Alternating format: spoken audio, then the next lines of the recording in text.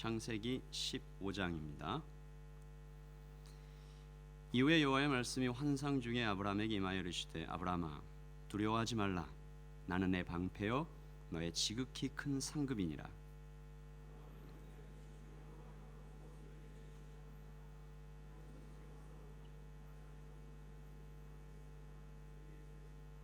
아브라함이 또 이르되 주께서 내게 씨를 주시 아니하셨으니 내 집에서 길린 자가 내 상속자가 될 것이니이다.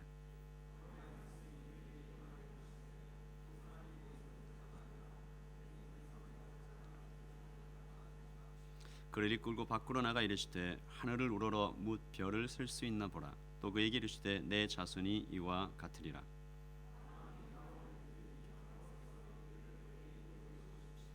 또 그에게 이르시되 나는 이 땅을 내게 주어 소유를 삼게 하려고 너를 갈대아인의 우르에서 이끌어낸 여호와니라.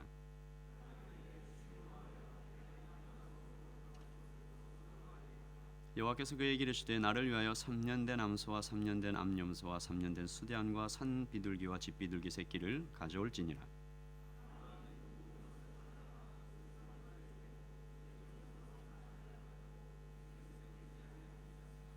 솔개가 그 차처에 내릴 때에는 아브라함이 쫓았더라.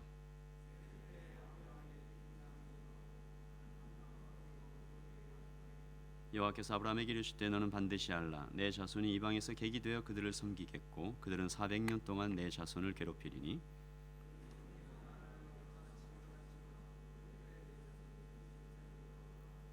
너는 장수하다가 평안히 조상에게로 돌아가 장사될 것이요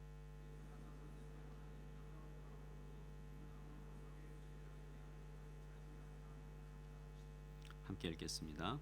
해가 져서 어두울 때에 연기 나는 화로가 보이며 타는 횃불이 쪼갠 고기 사이로 지나더라. 아멘.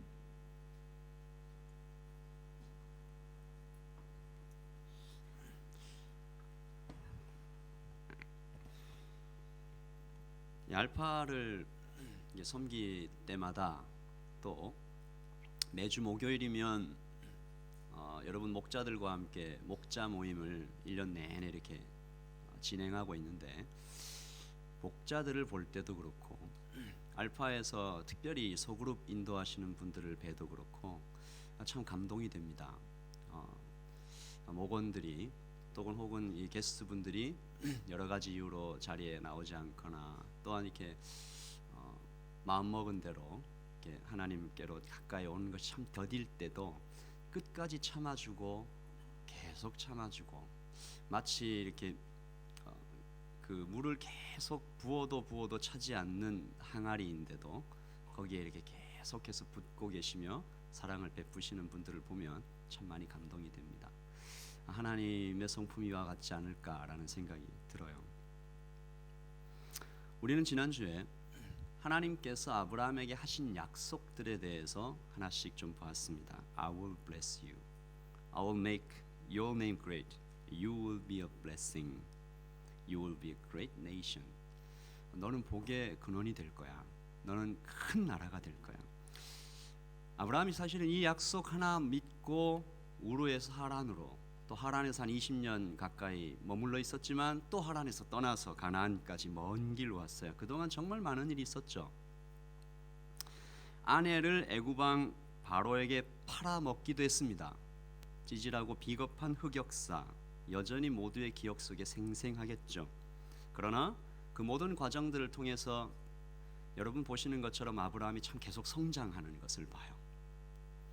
조카 롯에게 We are brothers라고 얘기하면서 정말 좋은 땅 다 양보하잖아요. You go right, I will go left.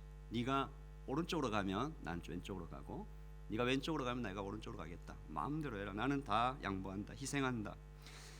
우리 아까 태진형제 기도한 것처럼 눈에 보이는 땅보다 눈에 보이지 않지만 하나님의 약속을 더 귀중한 것으로 여기는 아브라함의 믿음이 참 놀랍습니다. 대단해요. 믿음의 영웅이라고 불릴만 합니다. 칭찬받을 만해요. 하란을 떠날 때부터 그의 믿음이 정말 훌륭합니다. 그리고 바닥까지 내려가는 위기를 겪고 다시 일어났으니까 그의 믿음이 점점 더 강해졌겠죠. 이제 그 누구도 아브라함의 믿음을 흔들 수는 없을 것 같이 보입니다. 그러나 과연 그럴까? 아브라함은 또 실패합니다. 창세기를 읽다 보면 아까 제가 그 목자들의 끝없이 참아주는 사랑, 여러분 아마도 그 사랑을 벌써 경험하셨어요. 어머니로부터, 아버지로부터 계속해서 참아주는 하나님은 계속 참으시고 계속 용서하시고 사람은 계속 실패하고 아브라함이 또 실패합니다. 오늘 15장에 아브라함의 세 가지 실패가 나와요.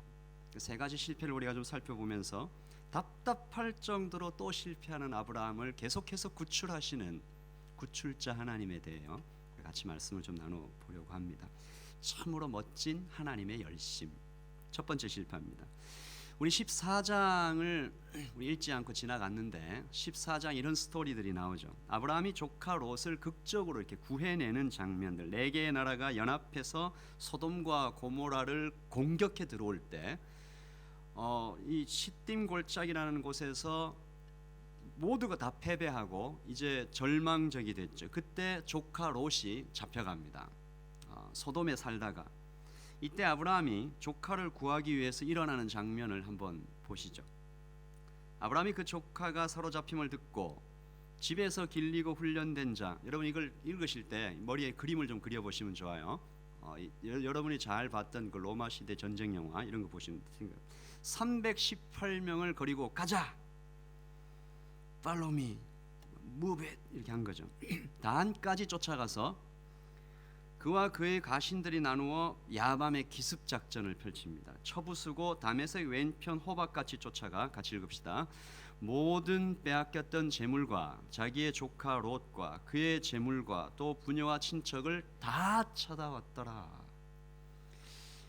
이게 아브라함이 쫓아간 거리가 191km예요. 겁나게 쫓아간 거죠. 멀리까지. 우리는 아브라함을 그동안 좀 오해했었다라는 생각도 듭니다. 아내를 팔아 목숨을 구하려 했던 비겁하고 허약한 사람만이 아니었구나. 마초남, 전사, 스파르타, 300 용사들 같아요. 이게요 이길 수 없는 전쟁이었습니다. 북방 4개국 연합군이었어요. 소돔과 고모라가 한 번에 졌어요. 한 번에 패배합니다. 굉장히 강력한 군대죠. 거의 기적에 가까운 승리입니다. 가나안의 모든 지역에 무슨 얘기가 쫙 퍼져갔겠습니다. 영웅 아브라함의 이야기가 가나안 모든 지역에 삽시간에 퍼져나갔을 것입니다. 그래서 이 전쟁 이후로 아브라함은 가나안 지역에 성공적으로 정착한 그런 민족으로 떠오를 수 있었을 거예요. 그런데 정작 다른 지역에서는 와, 이 진짜 대단한 인물이 나타났구나. 고작 300명 정도를 이끌고 그런 승리를 했네. 그런데 정작 당사자는 그 전쟁을 승리로 이끈 그 아브라함은 떨고 있어요. 너무 두려워가지고 벌벌 떨고 있어요. 참 안타깝고 불쌍한 모습이죠. 근데 사실은 이 아브라함이 두려워 떨 만한 이유는 있었습니다. 이게 아브라함이 이렇게 생각했던 것 같아요. 우연으로 한 번 이긴 거예요. 한 번. 이제 그들이 다시 쳐들어오면 이 상대가 안 된다. 이건 다시 쳐들어올 거다. 옛날 제 생각이 나는데 제가 어릴 땐 굉장히 착했습니다. 지금도 착하지만 굉장히 이게 좀 사람이 이렇게 부드럽고 이렇게 좀 뭐랄까 하여튼 그랬어요. 뭐라고 표현할 수가 없겠는데 순했어요 사람이. 그러니까 애들이 이렇게 자꾸 저를 괴롭히죠. 이렇게 막 와서 집적거리고. 그런데 저보다 키가 크고 몸집이 큰 사람들은 뭐 그냥 그런가 보다 뭐 이러면서 참았지만 저보다 키가 작은 한 아이가 저를 계속 괴롭히는 거예요. 그래서 제가 한날 벼렀습니다. 내가 이 아이는 이길 수 있을 것 같다. 그래서 언젠가 나를 건드리기만 해봐라 이렇게 딱 하고 있었는데 이제 딱 건드려 주시는 거죠. 그래서 막 화를 내면서 뭐 이렇게 할 수 있는 모든 방법으로 이렇게 공격을 했습니다. 그리고 나서 그 이긴 그 승리의 기쁨에 제가 너무 기뻐 앉아 있어야 될 거 아니에요. 생생하게 기억납니다. 학교가 끝나면 난 죽었다. 그 두려움에 벌벌 떨며 그날 하루를 보냈던 생각이 듭니다. 다시 공격해 오면 나는 끝이다. 걔가 얼마나 무서운 일인데 이런 생각들이 들어요. 아마 아브라함도 그랬을 것 같아요. 다시 쳐들어오면 아브라함과 그 가족들은 큰 위험에 빠질 수 있을 것 같다. 그리고 그런 두려움에 이렇게 가만히 쌓여서 앉아 있어 보니까 자기 처지가 불쌍해져 오죠. 아직도 아들이 없어요. 하나님께서 네 자손이 이렇게 많아질 거다라고 말씀을 약속은 하셨는데 아직도 아들이 없어요. 꽤 오래 지났어요. 점점 내 꿈은, 하나님이 주신 꿈은 현실과 멀어지고 있네. 그런 생각이 들면서 쓸쓸했습니다. 여러분, 그러므로 때때로 큰 성공을 거둔 후에 허탈감이 확 찾아올 때가 있습니다. 엘리야도 그랬습니다. 800대 1의 전투에서 드라마틱한 승리를 경험했던 엘리야 기억하실지 모르겠는데, 그 엘리야에게 너 죽여버린다라는 이세벨이라는 한 사람의 그 경고에, 그 위협에 로뎀 나무까지, 광야까지 도망가서 고개를 쳐박고, 하나님 차라리 저를 죽여주세요. 이제 그만하면 됐습니다. 이제 더는 못하겠습니다. 그러므로 지난주에도 함께 나눴듯이 성공을 경험하고 그 다음이 더 위험합니다. 항상 우리가 경계해야 되는 거예요. 수련회에서 큰 은혜를 받은 후에 조심해야 합니다. 알파 수양회에서 많은 은혜를 받고 난 후에 그 다음이 조심해야 됩니다. 회사에서 큰 일을 잘 해내고 큰 프로젝트를 성공적으로 끝내고 칭찬받고 집에 돌아와 혼자 있을 때, 이때가 위험합니다. 학기 말 시험을 마치고 긴 방학이 시작되었고 왠지 내가 생각해 볼 때 시험도 잘 친 것 같고 방에 혼자 있을 때, 이럴 때가 위험합니다. 자신도 모르게 보상 심리에 의해서 죄에 빠져 들어갈 수가 있습니다. 사실 아브라함은 영웅이 아니었죠. 그의 승리도 그의 것이 아니었고 하나님께서 함께 하셔서 기적적으로 승리하게 하신 겁니다. 그런데 그는 그 하나님도 잊어버리고 자기의 승리도 잊어버리고 슬럼프에 빠져서 죽어가는 거죠. 그때 하나님께서 찾아오십니다. 이후에 여호와의 말씀이 환상 중에 아브라함에게 임하여 가라사대, 같이 읽어보십시다. 아브라함아 두려워하지 말라. 나는 내 방패요 너의 지극히 큰 상급이니라. 우리 하나님의 말씀 다시 읽어봅시다. 아브라함아 두려워하지 말라. 나는 내 방패요 너의 지극히 큰 상급이니라. 우리 옆에 있는 형제 자매들에게 똑같이 얘기해 주십시다. 누구야? 두려워하지 말라. 하나님이 너의 방패이시다. 하나님이 너의 리워드이다. God is your shield. God is your great reward. Do not be afraid. 하나님께서 아브라함의 두려움을 정확하게 아시고 얘기하시죠. 그 적군이 쳐들어오더라도 겁내지 마라. 나는 너의 방패다. 나는 너의 축복이다. 내가 약속한 것을 꼭 이루어 줄게. 어느 골프 선수가 사우디아라비아 왕의 초청을 받아서 그 사우디아라비아까지 가서 골프를 함께 치고 좋은 시간을 가졌습니다. 그 왕이 너무 고마워서 이렇게 얘기했습니다. 미국에 돌아가 계시면 제가 선물을 하나 보내겠습니다. 주소를 주십시오. 얼마나 기대가 됐겠습니까? 야, 왕이 선물을 보낸다는데 뭘 보낼까? 금으로 된 골프채일까? 아니면 내가 정말 꿈에도 가지고 싶었던 어떤 그런 차 같은 걸까? 골프 카트가 금으로 돼서 올라나? 뭐 이런 상상을 하면서 친구들한테 막 자랑도 하고, 나 조금 있으면 이 사우디아라비아 국왕이 선물을 보낸대. 오면 내가 소개해줄게. 이렇게 해서 친구 자랑을 많이 했는데 일주일이 지나고 2주가 지나고 한 달, 2달 꽤 시간이 지났는데도 안 와요. 잊어버리셨나 보다. 그래, 잊어버렸지 나 같은 게 뭐라고. 이게 크게 실망을 하고 있는데 어느 날 소포가 도착합니다. 이렇게 집에서 연락이 옵니다. 사우디아라비아에서 국제 우편이 왔어요. 소포가 아니에요. 이 편지가 왔어요. 수표인가? 감사 편지인가? 아니 다시 오라고 항공권 보냈나? 딱 열어봤어요. 편지를 열어보고 크게 놀랍니다. 거기 이렇게 써 있었습니다. 시간이 오래 걸려 죄송합니다.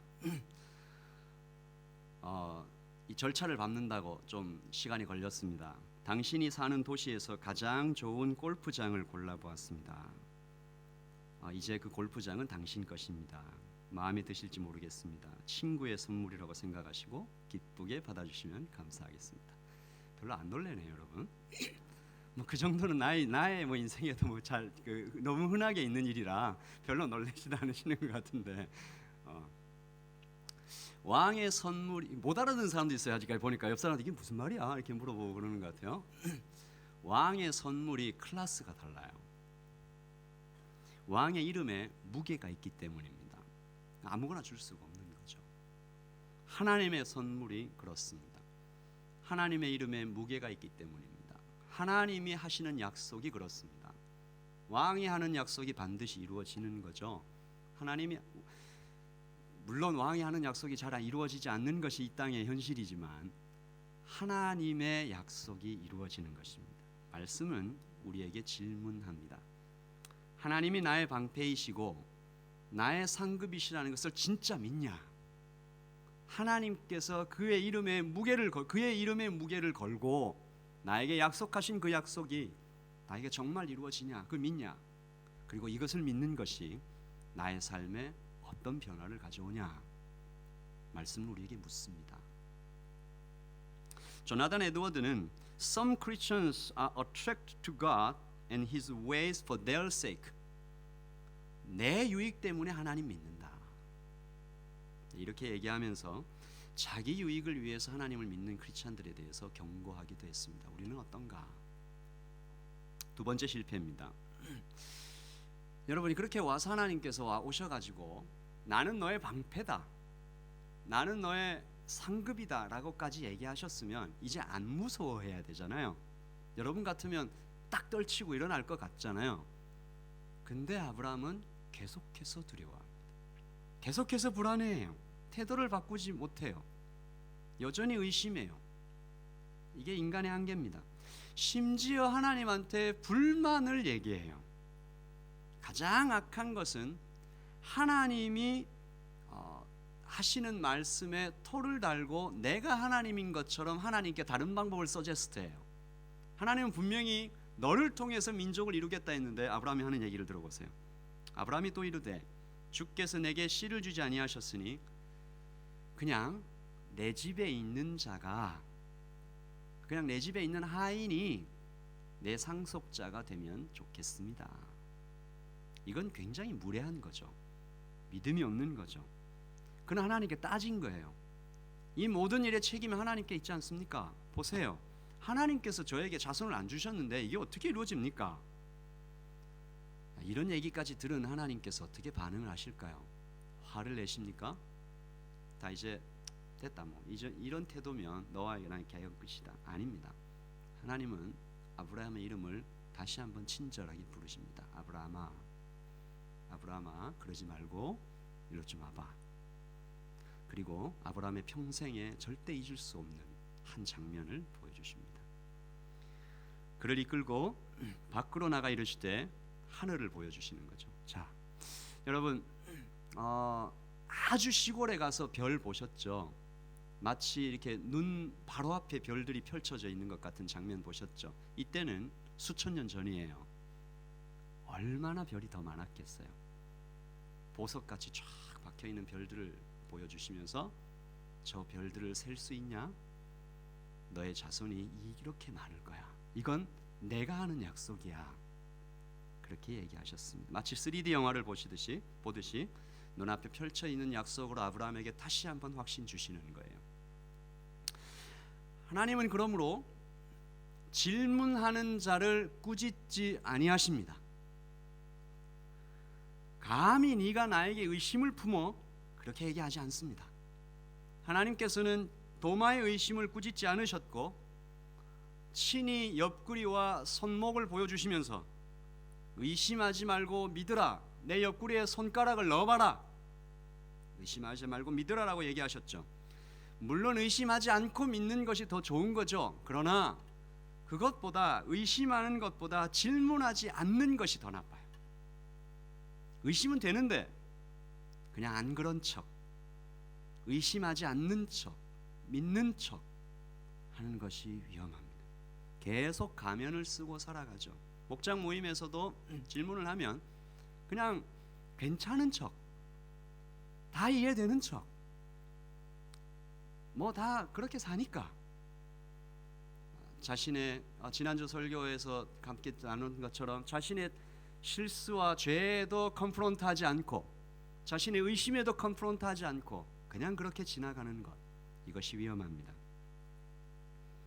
용기를 내어 질문하십시오. 성령님께 질문하시고 교회에게 질문하십시오. 목자에게, 간사님들에게, 또 저에게 정직하게 최선을 다해 질문할 때 여러분들이 답을 찾을 수 있을 것입니다. 1955년 알프스의 작은 마을에 프란시스 셰퍼라는 박사님이 한 공동체를 세웁니다. 이름은 라브리. 프랑스어로 피난처, 프랑스어 발음은 안 되니까 여러분 알아서 읽으시고, 피난처라는 뜻의 이 공동체는 보통의 기도원과 좀 달라요. 라브리의 모토가 이렇게 기록되어 있습니다. 정직한 질문이나 궁금증이 있으면 어떤 주제라도 라브리에서 꺼낼 수 있습니다. 기독교와 관계가 없는 질문이라도 괜찮습니다. 사실 기독교와 관계가 없는 질문이라는 것은 없습니다. 기독교가 진리라면 종교적인 영역뿐만 아니라 우주와 역사 그리고 인간 생활의 모든 영역에서 대답을 줄 수 있다고 믿기 때문입니다. 여기에 전 세계에서 수많은 청년들이 거기에 도착을 해가지고 정직하게 질문하고 정직하게 대답하면서 답을 찾고 예수님을 만나요. 저희 교회에서 진행하고 있는 알파의 모토도 첫 번째가 그렇죠. Ask anything. 무엇이든 질문하세요. 여러분들도 묻어두지 말고 질문하십시오. 정직하게, 대신 정직하게 내 안에 있는 진짜 문제는 놔두고 다른 거 이렇게 질문하시고 그러지 마시고 빙빙 돌리지 마시고 하나님 앞에 정직하게 질문하면 하나님께서 기뻐하시고 답을 주실 것입니다. 아브라함은 하나님의 답을 듣고 마음에 받아서 그 순간 그 별을 보고 하나님의 약속을 보고 믿어요. 아, 이게 진짜다. 예전에도 믿었지만 조금 더 분명하게 믿어요. 그러니까 하나님께서 너무 기뻐하시면서 이런 말씀을 주십니다. 아브라함이 주를 믿으니, 같이 읽읍시다. 주께서 그것을 의로 여기셨더라. 한 번 더 읽을까요? 처음부터 시작. 아브라함이 주를 믿으니 주께서 그것을 의로 여기셨더라. 이 말씀이 구약 성경에 나와 있는 말씀 중에 가장 위대한 말씀 중에 하나입니다. 구약 성경 전체 중에 가장 위대한 말씀 중에 하나예요. 이것이 성경 전체에서 가장 중요하게 이야기하고 있는 진리 중에 하나인 이신칭이 Justification by only by faith, 오직 믿음으로 이렇게 된다. 이 진리가 여기에 담겨 있죠. 그리고 이 구절에 구약 성경 처음으로 믿음이라는 단어가 등장해요. 하나님께서 그의 믿음을 의로 여기셨다. 영어로 credit it to, 자격이 없는데 인정해 주신 거예요. 의롭다함을 충분한 자격이 없어요. 지금 그냥 믿은 거예요. 근데 의롭다라고 여겨주신 거죠. 하나님, 아브라함이 현실보다 말씀을 믿은 거예요. 자기가 몸이 너무 늙어 있는데도 자손이 태어날 것을 믿은 거예요. 이게 굉장히 대단한 거죠. 그러나 대단하긴 하지만 충분하진 않아요. 아직 그 믿음이 증명되지 않았기 때문입니다. 무슨 큰 일을 해낸 게 아니에요. 자기가 지금 마음으로 믿은 그 믿음을 삶으로 증명하지도 않았어요. 그런데 하나님이 그냥 그 믿음을 그 순간에 받으시고 너는 의롭다 해주신 거예요. 이게 얼마나 대단한 건지 모릅니다. 하나님께서는 마치 그가 모두 이룬 것처럼, 이미 의로워진 것처럼, 하나님의 말씀을 그의 평생에서 다 지켜 행한 것처럼 그렇게 credit it to. 사도 바울은 로마서 4장을 통해서 이 이야기를 이렇게 하고 있습니다.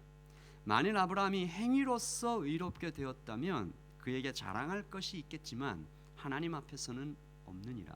자, 여기 아브라함, 여기에 자기 이름을 넣어서 한번 읽어보겠습니다. 시작. 만일 박성훈이 행위로서 의롭게 되었다면 그에게 자랑할 것이 있겠지만 하나님 앞에서는 없다. 여러분의 행위가 하나님 앞에 아무런 칭찬받을 만한 것이 없다 할지라도 하나님께서 그렇게 여겨주시는 은혜가 있다는 겁니다. 바울은 또 얘기합니다. 두 명이 일을 하고 있는데 한 명은 열심히 일해서 지정된 페이를 받았어요. 근데 이 사람은 일을 못했어요. 안 했어요. 너무 적게 했어요. 10시간 일해야 되는데 30분밖에 못했어요. 근데 그 사람에게도 똑같은 보수를 주면, 자 4장 5절입니다. 같이 읽어봅시다. 행함이 없어도 불경건한 자를 의롭다 하시는 그분을 믿는 사람에게는 그의 믿음이 의로 여겨지느니라. 그냥 주인이 30분밖에 일 안 했는데 1시간밖에 일 안 했는데 다 했다고 여겨준 거예요. 그래서 보수를 그대로 주면 그 사람이 그걸 받아들고 감사한다는 얘기죠.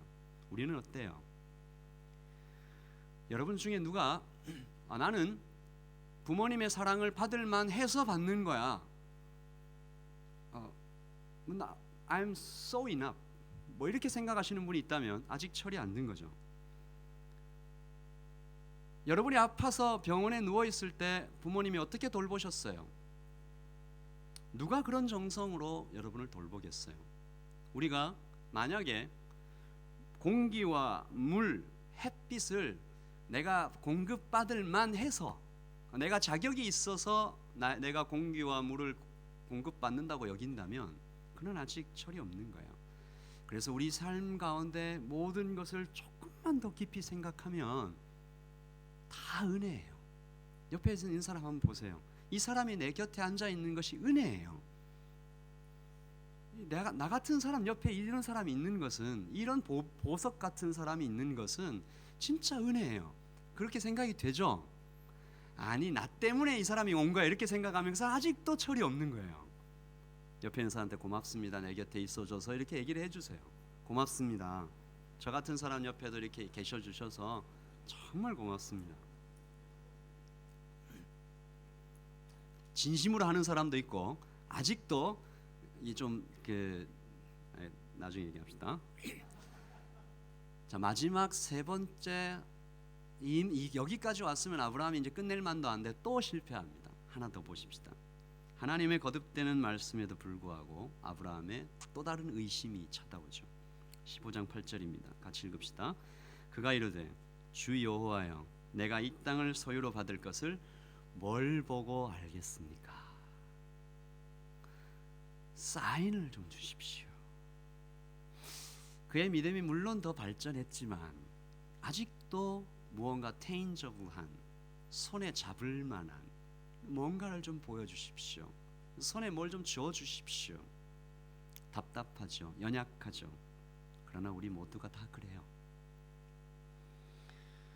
그렇게 얘기하니까, 아브라함이 거기까지 얘기하니까 하나님께서 아브라함에게 좀 이상한, 좀 특별한 어떤 일을 하라고 명령을 하십니다.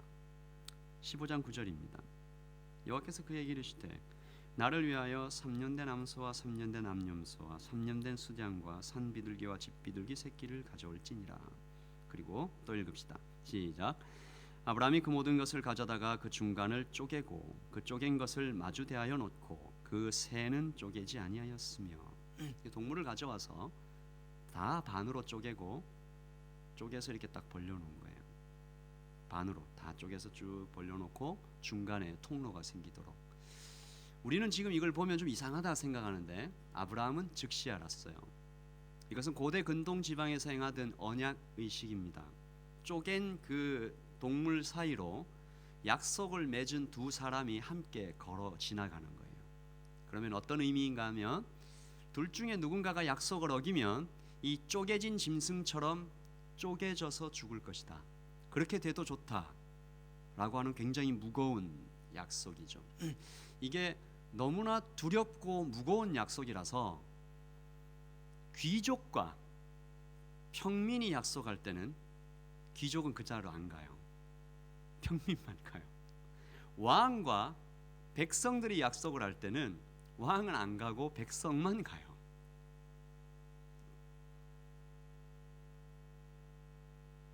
그런데 하나님은 그걸 거꾸로 하셨어요. 아브라함은 보고는 가만히 있으라고 하고 하나님 혼자 그 사이를 지나가셨어요. 해가 져서 어두울 때에 연기 나는 화로가 보이며 타는 횃불이 쪼갠 고기 사이로 지나가더라.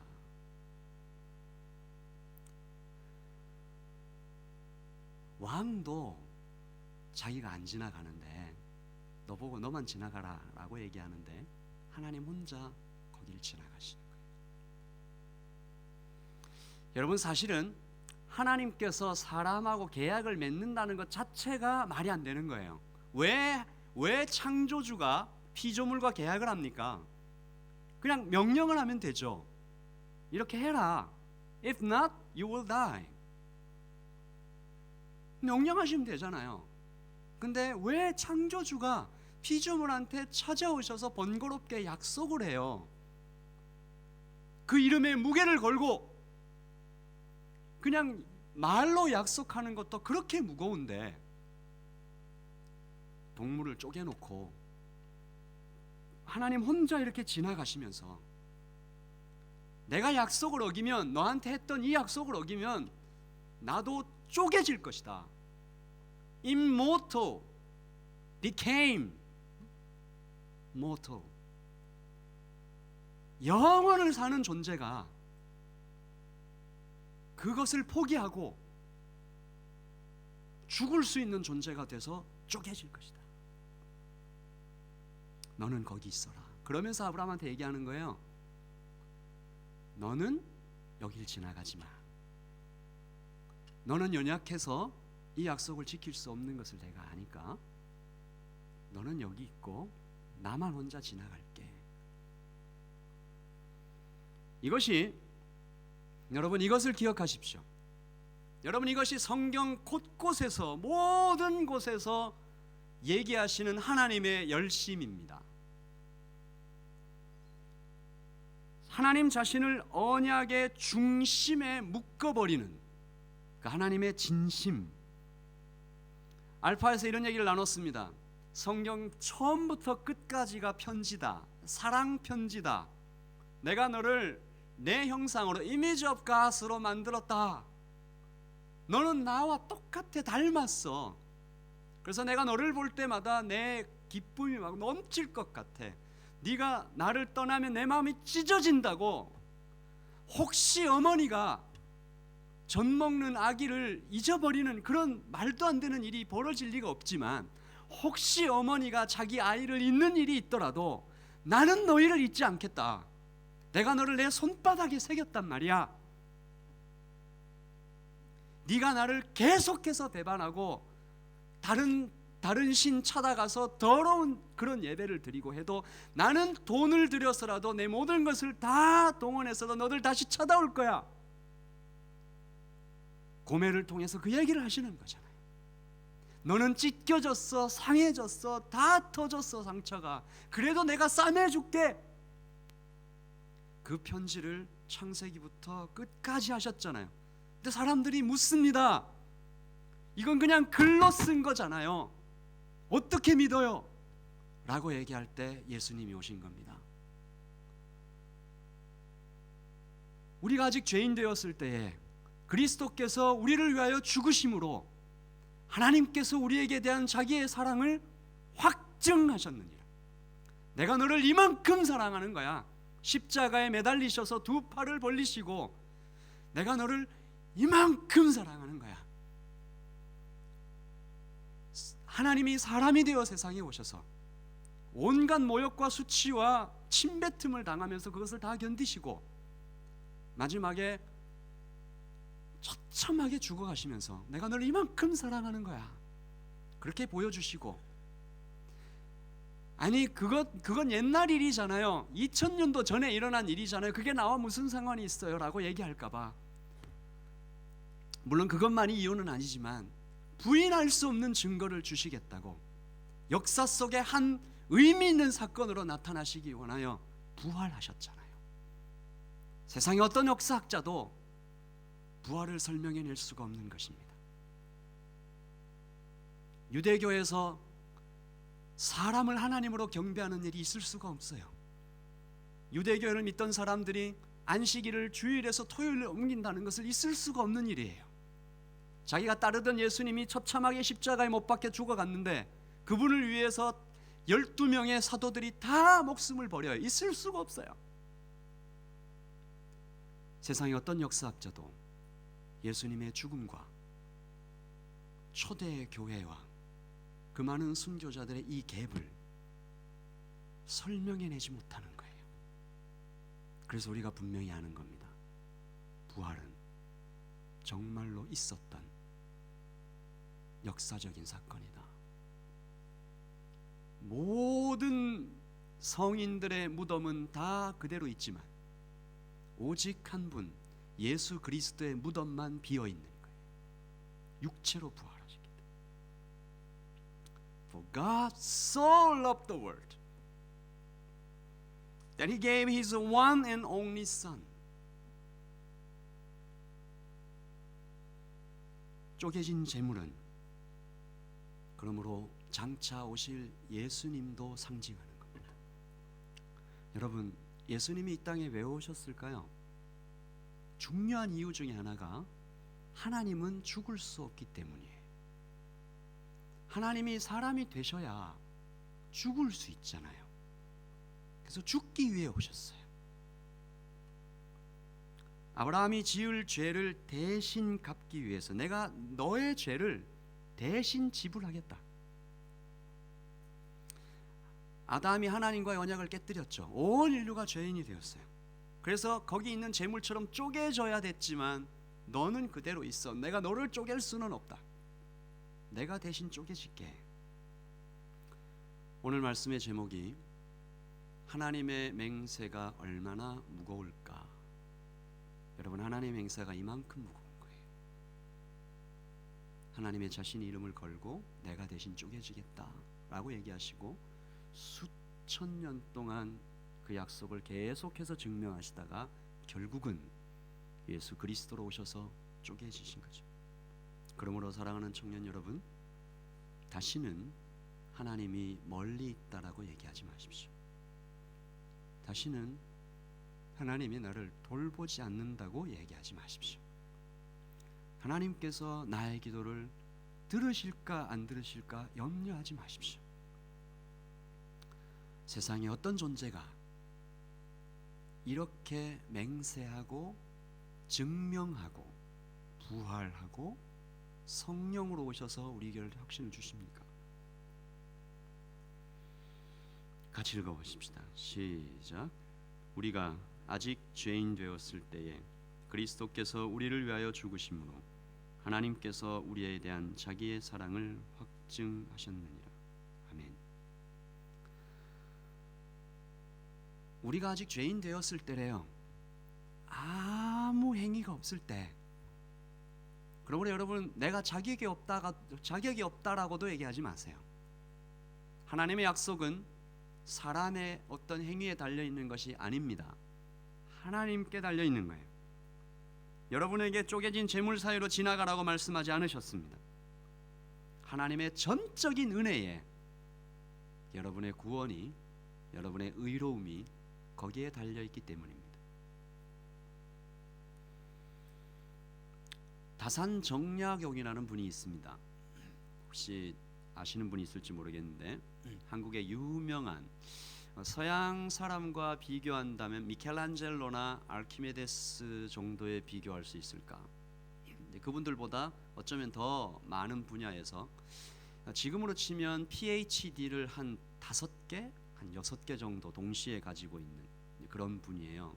천문학, 물리학, 뭐 이게 인문학, 그런 모든 분야에서 당대 최고를 달렸던 학자입니다. 그분이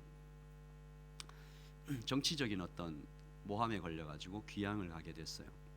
어떤 작은 마을에 들어갔는데 공부를 가르치려고 했죠. 당대 최고의 학자가 온 거니까 공부를 가르치는데 밖에서 머리가 굉장히 나쁘기로 유명한, 그 동네에서 가장 유명한, 이 친구는 공부를 가르쳐도 소용이 없다 그런 한 유명한 아이가 와서 자꾸 옆에서 이렇게 듣고 있는 거예요. 공부를 좀 배워보겠다고. 너 왜 거기 밖에 있냐? 들어와서 공부해라. 근데 이야기 이렇게 얘기합니다. 저는 공부해도 안 될 것 같습니다. 저에게는 세 가지 부족한 점이 있습니다.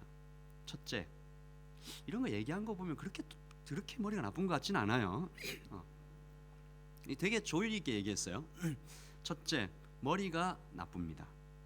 둘째, 앞뒤가 막혀 답답합니다. 이게 잘 안 돌아간다는 거죠. 셋째, 이해력이 부족합니다. 아무리 읽어도 이해가 안 됩니다. 그러니까 이제 다 사실은 세 가지로 얘기했는데 다 머리 나쁘다는 얘기예요. 저 같은 아이도 공부를 할 수 있을까요? 이렇게 묻자 다산이 그 아이 평생에 잊혀질 수 없는 얘기를 합니다. 내가 너를 보니까 머리 좋다는 사람들에게 있는 세 가지 큰 병이 없는데 아니 머리 좋다는 사람들에게는 세 가지 큰 병이 있는데 너에겐 그것들이 없다. 첫째, 외우기를 빨리 하는 사람들은 재주만 믿고 공부를 소홀히 하게 되고, 둘째, 글재주가 좋은 사람은 속도는 빠르지만 글이 날린다. 들뜨게 된다. 셋째, 이해가 빠른 사람은 한 번 깨우친 것을 대충 넘기고 곱씹지 않으니 깊이가 없다. 그러면서 그 아이 이름이 황상입니다. 그 아이에게 둔한데도 계속 열심히 하면 지혜가 쌓이고 막혔다가 뚫리면 그 흐름이 얼마나 커지겠느냐. 답답한데도 꾸준히 하면 그 빛이 반짝반짝하게 된다. 그러니 공부는 너와 같은 사람도 할 수 있냐가 아니라 공부는 너 같은 사람이라야 하는 것이다. 둔한 것이나 막힌 것이나 답답한 것이나 그 세 가지 모두 부지런하면 뚫린다 라는 것이 다산의 가르침입니다. 그것을 세 가지 부지런함, 그래서 삼근계. 이 황상이 이것을 마음에 새기고 평생 간직해서 당대의 가장 뛰어난 학자가 되고 추사 김정희가 그에게 와서 배우고 싶어 할 정도로. 여러분, 어쩌면 아브라함에게서 우리가 발견하는 위대한 점, 본받을 만한 점은 그건 것 같아요. 계속 실패하는데 계속 하나님께 가는 거예요. 계속 실패, 말도 안 되는데. 근데 난 정말 이래서는 안 돼. 도저히 그만해야 할 것 같은데. 그런데도 하나님께 가서 하나님께서 무엇이라고 얘기하시면 우리가 보기엔 진짜 말도 안 되는 말인데 그걸 순종을 하는 거예요. 우직하게 한 길을 걷는 거예요. 여기저기 살펴보지 않고. 하나님은 그런 사람은 쓰실 수 있습니다. 하나님은 머리가 좋아서 이 생각하고 저 생각하고 하나님 따르는 게 유익할까? 다른 걸 좀 같이 하는 게 좀 유익할까? 그렇게 이리저리 재는 사람은 참 하나님께서 돌보기 어려우신지 몰라도 우직하게 한 길 가면서 그런 인내가 있는 사람은 쓰십니다. 그러므로 오늘 우리 청년들 계속 질문하십시오. 포기하지 마시고 끝까지 이 길을 가야 합니다. 너무 늦는다고 실망하지 마시고 하나님이 여러분을 포기하지 않으시니까 우리도 포기하지 않는 거죠. 나는 왜 저 사람보다 느릴까? 믿음이 약할까? 비교하지 마시고 약하고 실패한 영혼들에게 가까이 찾아오시는 하나님께, 수도 없이 실패하는 아브라함에게도 계속해서 찾아오셔서 우리를 다시 한번 새롭게 하시는 하나님을 기대하며 그렇게 한 길 가시기를 소원합니다. 기도하겠습니다.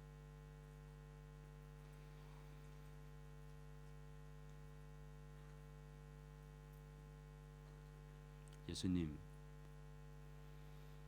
하나님의 맹세가 얼마나 무거운지 우리가 참 약합니다.